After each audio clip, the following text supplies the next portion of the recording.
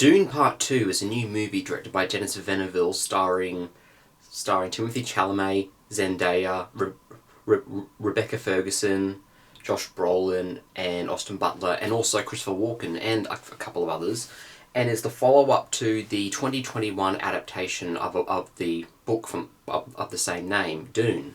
So, I do remember when the first Dune movie was coming out in 2021, I wasn't really that excited for it. I was looking forward to a couple of other movies more during that time, especially, the trailer for Avatar: The Way of Water just dropped at that time, and I was excited to see that, but also The Matrix Resurrections was coming out about a month later than the first Dune movie. So this was kind of like a movie that I watched kind of leading up in the hype for something I was really excited for. But surprise, Matrix Resurrections didn't turn out to be as good as I thought it was going to be. In fact, it actually did turn out to be quite bad. I mean, there are certain parts about the movie that I do appreciate, like how they kind of gave the real world of the Matrix a facelift and added some more lore. But overall, the action was bad and the acting was bad. But anyway, this is not about the Matrix 4, this is about Dune 2. So anyway, I realised that Dune 2, the release was just coming around the corner, and I said, you know what, I did enjoy the first Dune movie.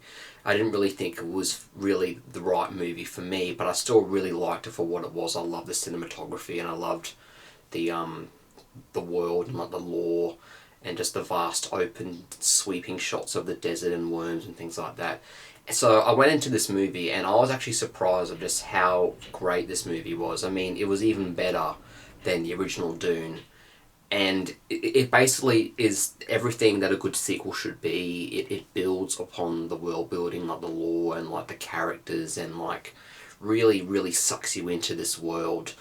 Now, the desert is a funny thing by me, because the desert, in my opinion, can be incredibly boring. It's just nothing but sand and just emptiness. But the way Dune does it, it gives like the desert a personality, and like gives it its own theme and gives it its own lore, and it is actually more interesting when it's shot with incredibly beautiful cinematography. And the cinematography in this movie might just be some of the best cinematography I've ever seen in any movie I've ever seen in my life. It really is spectacular in every single way. It is so rare to see like a sequel of an adaptation to be this good. I mean, the only other adaptation that I thought was on the same level as this was Lord of the Rings.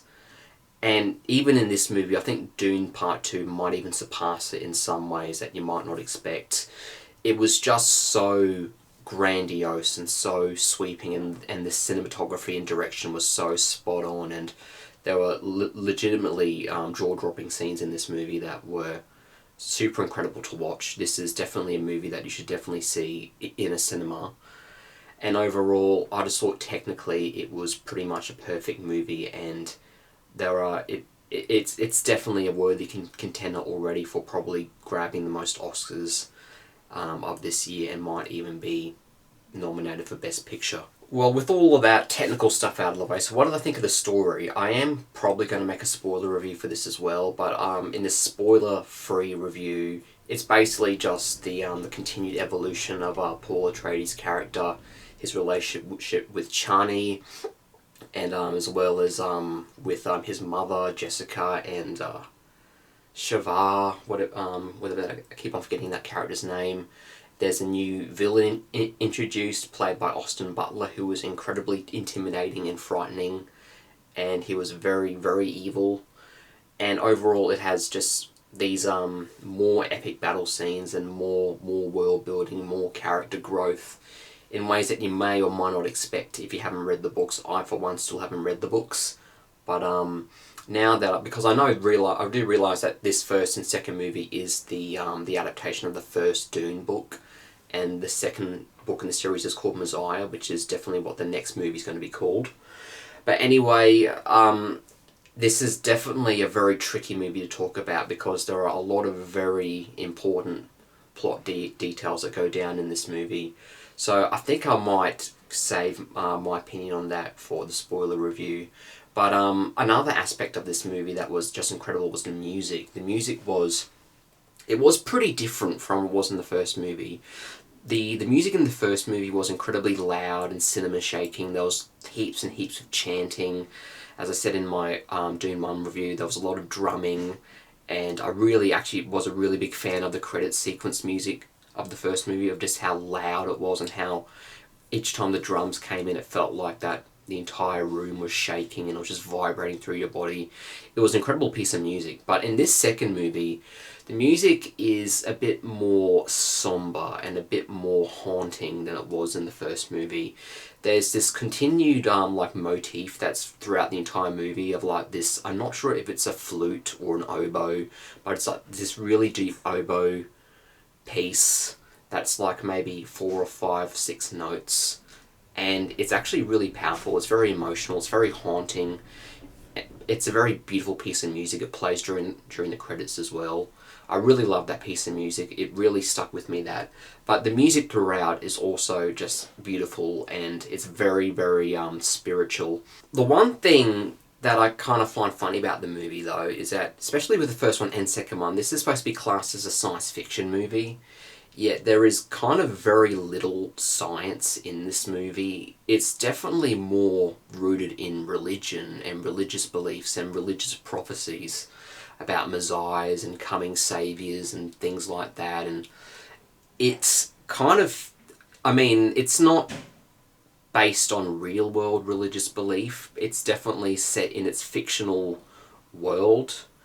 But you do get a lot of, strong Islamic vibes from this movie, and it's really definitely rooted in a lot of, religious and spiritual belief instead of science. So it's kind of funny how it's kind of in the science fiction category of films, but at the same time there really isn't, a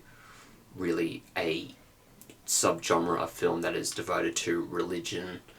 I know there have been a few.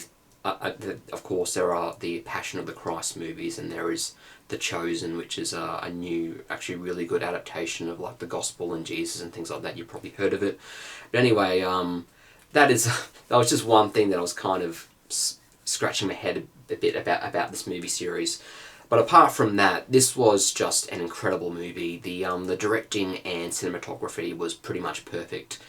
And the music was just incredible. Everything about this movie was just incredible, larger than life, and definitely a cinema experience. Definitely a very refreshing movie.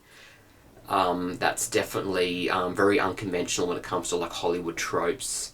It will probably smash a lot of records this year, and it is highly predictable that this will probably be Best Picture.